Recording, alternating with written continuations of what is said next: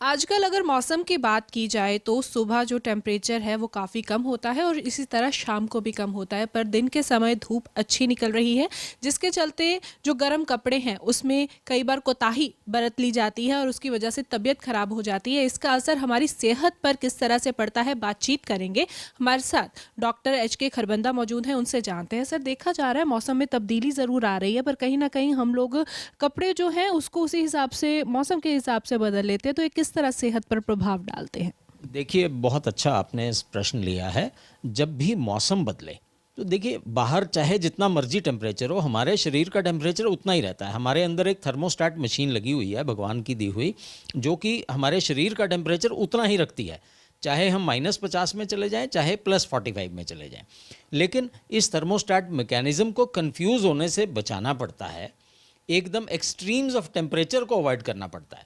तो आप एक एक्स्ट्रा क्लोथिंग अगर रख लें, खासकर हमारे बुज़ुर्ग और बच्चे, जितने मैंने कपड़े पहने उससे एक एक लेयर एक्स्ट्रा हो, और लेयर्स होनी चाहिए ठंड से बचने के लिए, और एकदम से कंफ्यूज नहीं होना चाहिए। अगर आप बाथरूम से बाहर निकले हैं तो एक्स्ट्रा क्लोथिंग होनी चाहिए, और कार का ब्लोअर अगर आप चला के गर्म कार में से बाहर निकल रहे हैं और बाहर बिल्कुल ठंड है, तो उससे बचने के लिए ये भ्रम में ना आए, अपने कपड़े एकदम से ना उतारें, आपको प्रॉपर क्लोथिंग रखनी चाहिए, और एक पतली पतली 3 या 4 लेयर्स आपके ऊपर ज़रूर होनी चाहिए।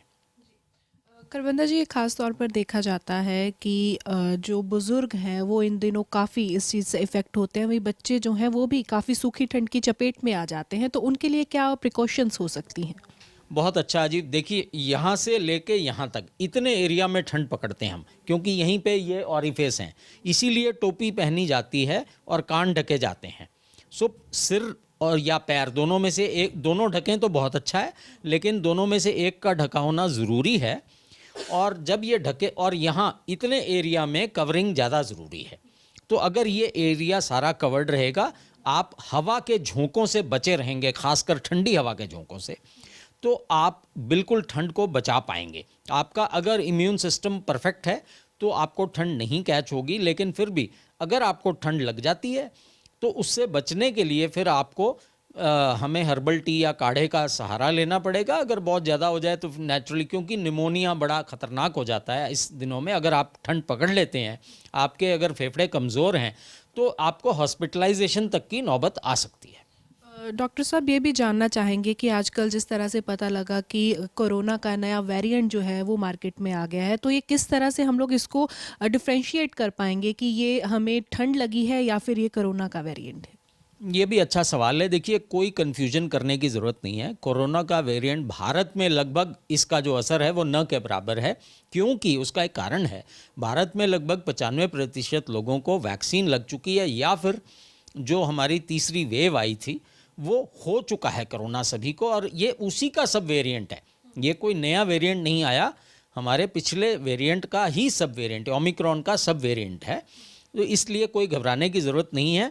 हाँ, एक बात की प्रिकॉशन है, यदि आपको कोल्ड के सिम्टम आते हैं, जुकाम, खांसी या हल्का बुखार है, तो आप आइसोलेशन में ज़रूर जा सकते हैं, क्योंकि कोई भी वायरल इन्फेक्शन हो वो एक से दूसरे को फैलता ही फैलता है। तो आप एक से दूसरे को न दें। इससे बचने के लिए यदि किसी को, फैमिली के भी इवन एक मेंबर को कोई सिम्टम आते हैं, तो अगर आप आइसोलेशन में चले जाते हैं 7 दिन, तो that is more than sufficient, और कुछ करने की ज़रूरत नहीं है। हाँ, कोरोना के क्योंकि सिम्टम्स हमें देखने को नहीं मिल रहे हैं, इसलिए कोई परेशानी, हाँ अगर आपको सिम्टम्स, तकलीफ ज़्यादा आती है, तो डेफिनेटली अपने डॉक्टर से टेली कंसल्ट द्वारा आप संपर्क कर सकते हैं। खाने पीने का हमें ज़रूर बताइए, क्योंकि कई बार जैसे सर्दी का मौसम है तो खाना पीना थोड़ी हैवी हो जाता है, तो क्या कुछ रखें जिससे कि हमें इस सारी प्रॉब्लम से भी निजात मिल सके? देखिए, सबसे पहले तो ये भूलें मत कि सर्दियां हों चाहे गर्मियां हों, हमारे शरीर का 2/3 हिस्सा पानी है, तो पानी की ज़रूरत उतनी ही रहती है, चाहे वो गर्मियां हों चाहे सर्दियां हों। तो आपने कम से कम 2 से 2.5 लीटर रोज़ पानी पीना है, चाहे वो सर्दी है। हल्का कोसा भी कर सकते हैं अगर ठंडे से डर लगता है, अदरवाइज़ कोई इसकी ज़्यादा सिग्निफिकेंस नहीं है। और देखिए, मौसमी फल आपने खाने हैं, मौसमी सब्जियां खानी हैं, हरे पत्ते वाली सब्जियां, और मौसम अनलोकल सब्जियों और फ्रूट के मामले में सबसे, क्योंकि ईश्वर को पता है कौन से मौसम में कौन सी सब्जी उगानी है, और जो आपके एरिया में सब्जी मिलती है वो आपके लिए फ़ायदेमंद है। अगर संतरा सर्दियों में आता है तो उसकी विटामिन सी देता है आपको प्रचुर मात्रा में, आपको इम्यूनिटी देता है। अगर आम गर्मियों का राजा है तो वो गर्मियों को ठंडक पहुंचाता है। तरबूज ठंड में नहीं आता, गर्मियों में ही मिलता है। तो आप कोल्ड स्टोरेज के फ्रूट में न जाएं। जो मौसमी और ताज़े फल हैं, जो मौसमी और ताज़ी सब्जियां हैं, वो जितनी मर्जी खाएं, कोई नुकसान नहीं है। हाँ, तिल का इन दिनों काफ़ी फ़ायदा है। लोहड़ी पे भी तिल की काफ़ी इस्तेमाल किया जाता है और जो तिल हैं वो विश्व में कैल्शियम का सबसे अधिक मात्रा में उनमें सोर्स है। तो अगर आप हफ्ते में 3 लड्डू तिल के खा लें तो आपको कैल्शियम की कमी कभी नहीं होगी। ये बहुत बड़ा फ़ायदा है।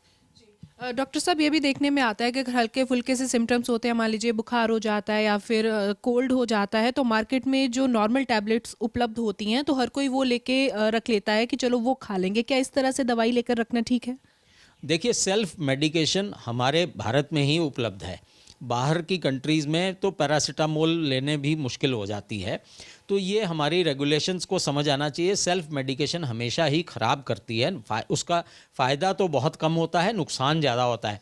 और देखिए, बड़ा सिंपल, हमारी रसोई में सभी बीमारियों की दवाएं उपलब्ध हैं जो छोटी मोटी बीमारियां हैं। अगर आप मुलट्ठी, दालचीनी और लौंग और दोनों इलायचियाँ और काली मिर्च और हल्दी और अदरक, इसका बना काढ़ा, जिसको बनाना भी बड़ा आसान है, सबको समान मात्रा में लेके आप 2 कप पानी में उबालिए, 1 कप पानी आपका बच जाए, उसको सुबह शाम पी लीजिए। तो इससे हल्की फुल्की सारी बीमारियां आपकी ठीक हो सकती हैं। हाँ, ज़्यादा हो जाएं, 2-3 दिन अगर बीत जाएं तो आप अपने डॉक्टर से ज़रूर संपर्क करें। लेकिन हल्की दवाइयों के लिए ये काढ़ा अमृत की तरह काम करता है और आपकी इम्यूनिटी को भी दुरुस्त रखता है। करने के लिए तो ये थे हमारे साथ डॉक्टर HK खरबंदा, जिन्होंने जानकारी दी कि इस तरह का जो मौसम इन दिनों चल रहा है तो उसके लिए खास तौर से सबसे पहले तो बुजुर्ग और जो बच्चे हैं उनको खास ध्यान रखना चाहिए। कपड़े जो हैं वो मोटे पहनने की बजाय लेयर्स में डालने चाहिए। साथ ही साथ सेल्फ मेडिकेशन से भी बचना चाहिए। घर का जो काढ़ा है वो ज़रूर ले सकते हैं, पर अगर आपको सिम्टम्स ज़्यादा लगते हैं तो डॉक्टर के एक बार सलाह ज़रूर ले लें। वीडियो जर्नलिस्ट ललित के साथ खबरें अभी तक के लिए चंडीगढ़ से हरसिमरत।